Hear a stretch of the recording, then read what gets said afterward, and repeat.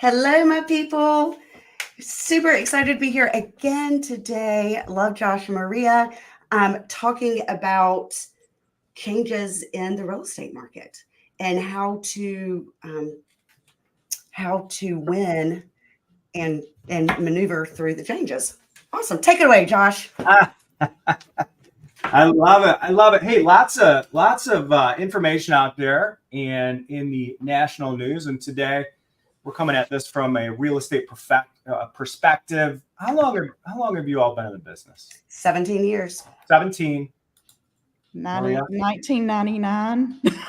What is that? 25. That's a long time. 50, 67. I think we're almost up to 70 years of combined real estate experience here. So today we're going to have an open conversation about some of the changes in the real estate industry. And, there is a lot of misinformation out there. There's a lot of true information, depending on who you're listening to.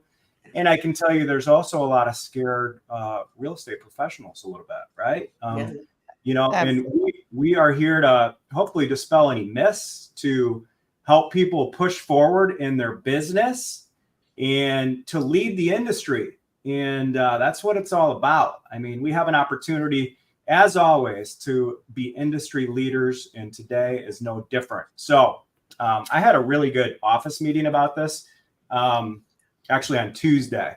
And I love my brokers, Dave and Rachel Veldkamp. They are amazing.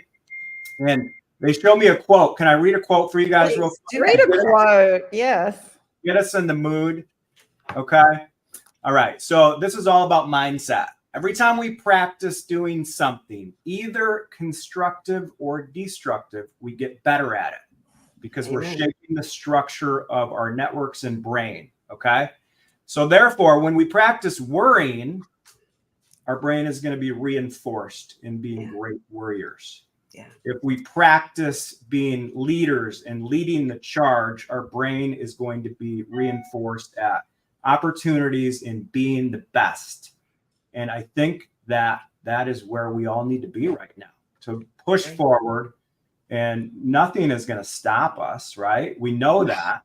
So it's a question of navigating some changes and tweaks in the market and representing our buyers and sellers in the highest manner and talking through how we're going to do that. Yeah, I love it. So I just want to kind of start the conversation with, the two biggest changes in the settlement are, one, in order to legally represent a buyer, we need to have a buyer agency contract signed before touring homes. So I think that's going to be most of our conversation today, is how we show value in representing buyers. Yeah, because I think that's really important too, because how do you get a buyer to sign an agreement with you when you've never really met them? So we've been practicing a lot of Zoom consultations. Right. So I love that. We're going to dive right into that in a second, Jennifer. The other thing on the seller side is sellers are no longer mandated. And actually, sellers were never mandated. The listing broker is no longer mandated to publish compensation for buyers, agents, or anything in general on an MLS, right? Right. So we're going to talk through how that might affect a seller and seller's returns. Right. And just so everybody knows, as a real estate industry, right now we are all in practice and change and tweak some of these new changes from a timeline perspective. This is all supposed to be a business practice. And again, this is nothing that I'm saying as a guarantee, because there's moving parts out there. As a industry, our practices are supposed to be changed by the end of July. And then they're actually going to wrap up the hearing and settlement hearing at the end of the year. So this is an ongoing process, but as an industry, it's important for us to make changes now rather than wait to the last minute. Right? That's right. I don't think we have a choice but to go ahead and make it, because it's all been made public now, so people are expecting it. So now, the other piece of this is I'm in Michigan. We've got North Carolina, South Carolina. A lot of the conversations going forward are going to be specific to your area or your region, because there is some parts of the country that have been practicing buyer agency at a very high level. I think when we were talking before, I've been signing buyer agency contracts for the past 24 years. That's what we do here in Michigan. And I think both of you are the same, right? Yes. Yeah. Yes. Yeah. We've had buyer agency decades. Right. And the state can come in and audit you as a broker owner. The state can come in and audit your files and look for those types of things. So yes, we've always followed that rule. Right.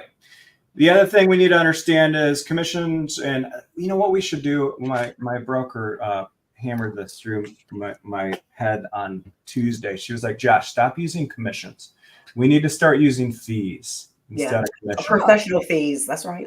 Professional fees. Oh, So okay. that is something for us to all think about, is let's get away from commissions. We're actually one of the few industries that use that word. Let's focus on fees going forward.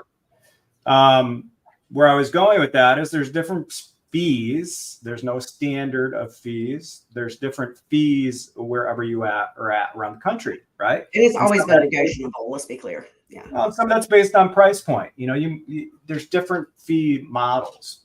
I know in Michigan, our average price point is $350,000. So our fees from a percentage base may be higher than people from LA or San Francisco or wherever.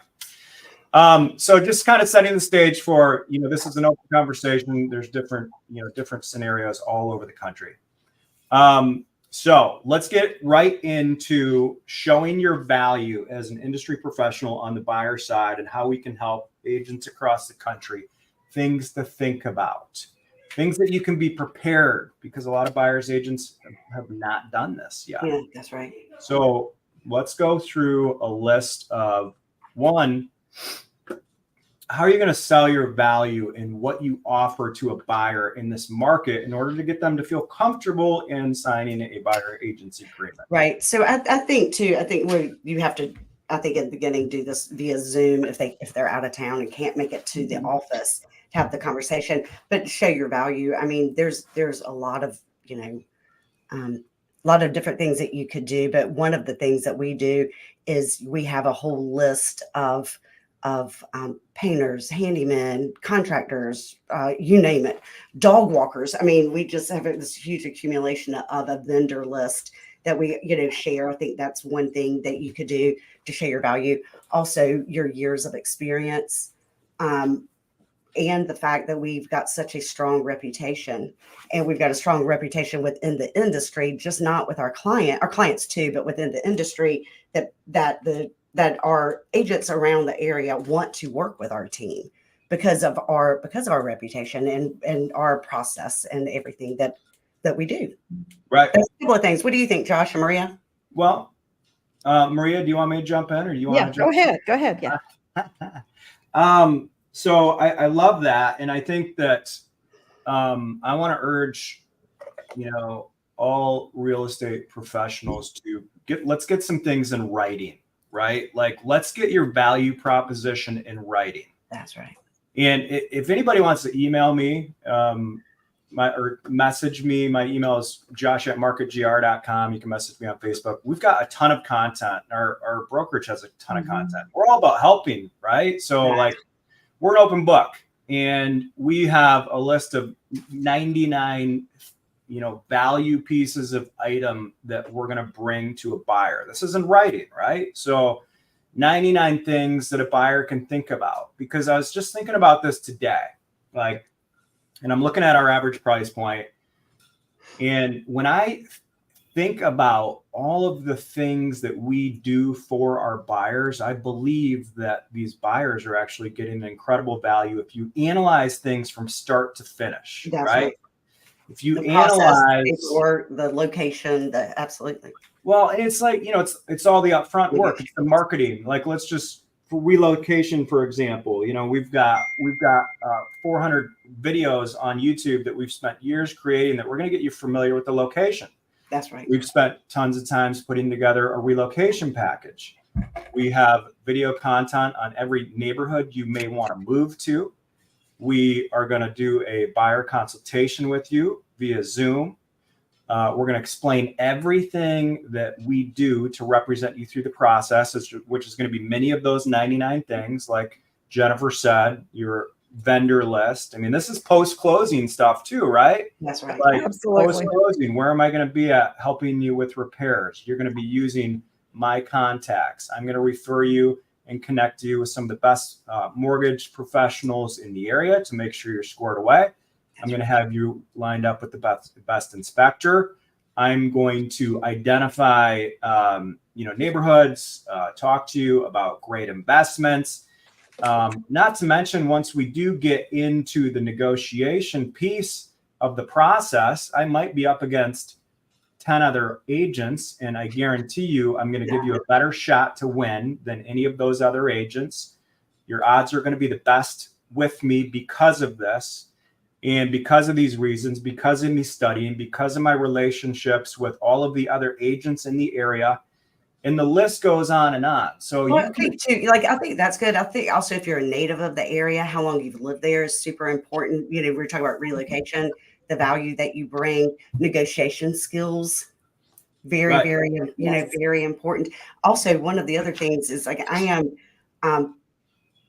will talk you out of a house before I talk you into a house. I will go through a house and pick it apart and tell you every single thing that I see wrong with it, whether you care or don't care.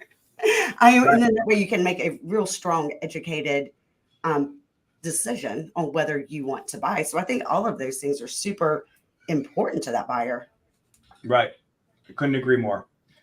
So keep with your list, Josh. Sorry, I was just no. I mean, the point is, like, gone are the days of you showing up and not being able to present your value. That's right. So the whole purpose of this is to be more transparent and be better. And as an industry, we're going to continue to do that and elevate the industry. And that's what we're talking about. So have this in writing, have your plan of action in writing, and stay strong in what you believe in, because all the things that we do, I believe in that. And I'm sure you ladies feel the same way. So if consumers feel your confidence and they truly believe that you are going to put them in the best situation to win, and they believe that you are going to give them more value than they could ever imagine, then there's going to be no issues getting them to sign that compensation agreement. Now, some of the data is not just there. It's not there yet, right? I believe that we're going to be analyzing over the next year or two how this is actually shaping buyers and sellers, maybe some changes in the model. So what I'm saying with that is we may get into a year and it might be overly factual that it is 100% in your best interest to sign this based on what sellers are compensating, what the percentage of sellers are compensating across the board. Because part of the buyer agency agreement is making sure that you're transparent from the get-go on what a buyer's financial responsibility is going to be. That's right. And then the seller, the listing broker compensation is going to offset that fee. Yeah. So a lot of this data is going to be coming in the future, and we're going to be working through this. But for now, it's all about providing value in a very strong manner, and we all believe in it. That's right. And then as the MLS is not going to show the commission anymore, I think you're going to have to call each agent, right? And find out if they're offering buyer agency commission or not. Right. And then provide that information to the buyers. Right.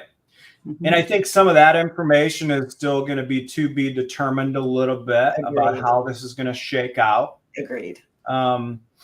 I have not had any issues with any sellers explaining this. I just want everybody to know I haven't either, because in our paperwork, and every state is different, but in North Carolina, our listing paperwork really spells it out already. It's always been an option for the seller not to pay buyer agents in North Carolina, and it's a fill in the blank. Like, this is how It much is. commission I am going to make, and this is how much commission the buyer's agent is going to make. So, so I'm not having any issues either with sellers because it's something I've already done. I've been doing. Yeah, and I think that if anybody from the general public is listening to this, nothing has changed. If you read the New York Times headlines, it said, if you read CNN, if you read some of these headlines, it's making bold statements saying sellers are no longer obligated. And they've never been obligated, right? They've never been obligated. A seller has had nothing to do with how a buyer's agent gets paid. That always comes from the listing brokerage. And, we need to dispel that myth right now. I think, one of the biggest things when you're communicating with sellers, we talked a little bit about the buyers, and we could talk for hours on this, but we've only got 15, 20 minutes. So everybody reach out if you want to continue the conversation, and we got plenty of materials for you. On the seller side, I do think, we all need to understand from a big picture perspective, a buyer technically is funding the entire transaction, right? A buyer is funding the entire transaction through their financing, through their mortgage, through their cash deal. So at the end of the day, we need to understand that if buyers are responsible for taking commissions out of their own pocket, that can potentially reduce a buyer's buying power, hence potentially reducing the return of a seller. And a lot of data is going to be coming out on this over the next year or two, and we need to be able to articulate that technically a buyer is funding the entire transaction, and we need to have concrete information on why a buyer's buying power is being reduced if they're coming out of their own pocket with cash to pay real estate, their commission agents, their fees, right? Correct. So I think the conversation is right now, in my opinion, it's easier on the seller side. It's a little bit more difficult on the buyer side because it's hard to ask a buyer to do something if there is uncertainty with what the actual fee is going to be. That's right. And that's where we need to get really good at explaining our value so they feel great about it. Yeah. And that's the bottom line. Yeah. The only time that anyone has said anything to me since this all occurred, it's been on the buyer side, and it's happened twice. I've been able to work through it with my buyers. Again, you do need to be able to show your value, and it's not like any of these are significant changes. It really is not. It's something that we've always been doing, and it's always been negotiable. So, yeah. I mean, our buyer agency contract really hasn't changed. We have always had a statement in there that says the buyer is responsible for the commission, followed up with a statement that commission will be offset with whatever the listing broker is paying, offering. So the real conversation is going to be based on not knowing what the seller's broker is compensating while getting the buyer's broker side. That's right. Yes. And that's where the value comes in. And that's where the value comes in. There's going to be buyers that aren't going to want representation. And I say, I wish you the best. I wish everybody the best, but I will put my skills up against a lot of people to get people a house. And I think there's potentially going to be buyers that, depending on the market you're in, if it's a highly competitive market and you're trying to navigate this by yourself without any experience, and every house you like, you're up against 10 other offers and you don't really know the industry, what's going on with what it takes to get houses. I mean, some buyers might try this and be like, okay, well, this is not going to be easy for me. So let's hire a professional. And that's where we got to be ready to go with our value. So, I love it. Agreed. It's kind of hard to only talk about this for 15, 20 minutes. Right? Isn't it? It is. I think it's just going to be an ongoing conversation, right? So why don't we just call this our opening, I love it. chat. I mean, we're not going to do this every week, but as new information comes to light, we can continue to lead the industry and help industry professionals, agents the best we can. Does that sound good to you, ladies? Yeah, sounds good to me. Sounds great. Yeah. And we will see everybody next Thursday at 10:30. -1. Oh yeah, Maria's going to be in Europe. I'm in Europe. Oh, Europe. Fun. Nice. Yes. That will be 25 years married to the same guy. I mean, come Oh on. my gosh, amazing. Oh, wow, that's a long time. You Wow, deserve that's to go to awesome. Europe. Enjoy, and Jennifer and I will bring some heat next Thursday. Can't wait. Bye. Awesome.